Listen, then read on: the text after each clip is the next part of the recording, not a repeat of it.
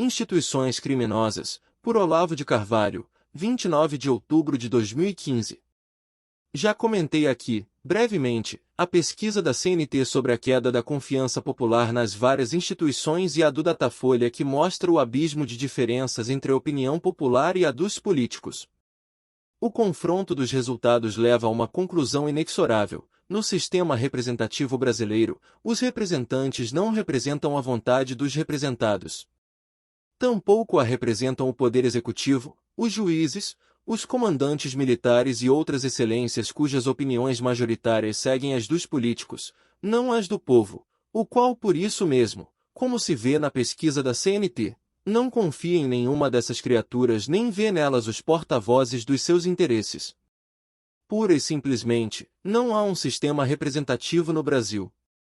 Há um sistema de coleta de votos para candidatos pré-selecionados segundo os interesses do grupo dominante e uma máquina de drenagem de impostos para sustentar nos seus cargos os antagonistas diretos e cínicos do povo brasileiro.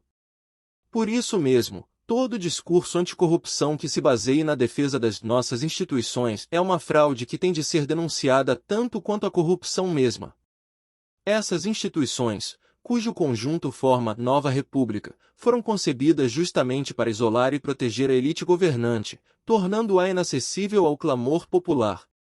Quem, senão as belas instituições, deu ao Executivo os meios de aparelhar o Estado inteiro e fazer dele um instrumento dócil dos interesses partidários mais sórdidos e criminosos?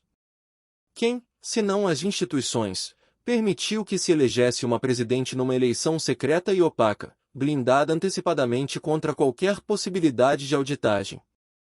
Quem, senão as instituições, permitiu que o Estado se transformasse no protetor de toda conduta marginal e criminosa, fazendo do Brasil o maior consumidor de drogas do continente, o maior promotor de violência contra os professores nas escolas e um dos recordistas mundiais de assassinatos? Quem, senão as maravilhosas instituições, permitiu que um povo majoritariamente conservador e apegado a valores cristãos fosse representado na Câmara e no Senado por esquerdistas empenhados em fazer tudo ao contrário do que esse povo quer? Quem, senão as sacrossantas instituições, permitiu que as escolas infanto-juvenis se transformassem em academias de sexo grupal, quando não em matadouros de professores, reduzindo as nossas crianças à condição de imbecis violentos, prepotentes e hipererotizados que anualmente tiram os últimos lugares nos testes internacionais, mas tirariam os primeiros se fosse concurso para ator pornô ou cafajeste modelo? Quem, senão as instituições, desarmou a população brasileira ao mesmo tempo que, paparicando as Farc tão queridinhas do PT, permitia que os bandos de criminosos se equipassem de armas melhores e mais potentes que as da polícia? Quem, senão as instituições, deu aos criminosos que nos governam o poder de burlar o quanto queiram o processo legislativo, legislando através de decretos administrativos, portarias ministeriais e até regulamentos departamentais? Quem, senão as instituições, permitiu que ONGs de quadrilheiros armados fossem não só financiadas com gordas verbas federais, mas se beneficiassem de toda a sorte de privilégios ao ponto de tornar-se integrantes extraoficiais do aparelho de Estado? Quem, senão as instituições, permitiu que o parlamento se superlotasse de pseudo-representantes eleitos sem votos, pela mágica dos acordos interpartidários, um artifício que, por si, já basta para fazer do sistema representativo inteiro uma palhaçada? Releiam a Constituição de 1988, o Estatuto da Criança e do Adolescente, a legislação eleitoral, etc, etc, e digam se o descalabro dos governos petistas já não estava todo lá em germe, apenas aguardando a oportunidade macabra de saltar do papel para a realidade. Sob qualquer aspecto que se examine, as instituições que pesam sobre nós são indefensáveis. Fazer de conta que a roubalheira comunopetista atenta contra elas, ou constitui um risco para elas, é inverter a realidade das coisas. A roubalheira tudo deve a essas instituições. Elas são as mães e protetoras do crime institucionalizado.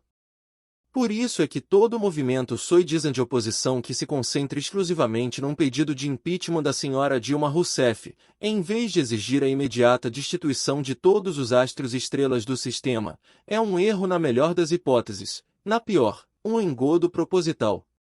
Depois de 40 anos de monopólio esquerdista da mídia, das universidades, dos movimentos de rua, das verbas oficiais, dos cargos públicos e de tudo quanto existe.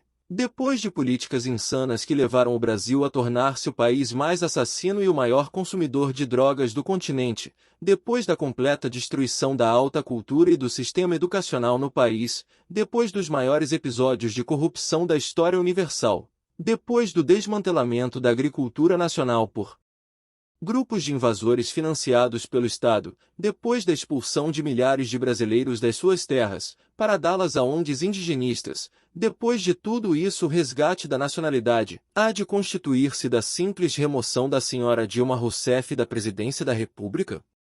Será que os oposicionistas se uniram ao PT no empenho de gozar da nossa cara?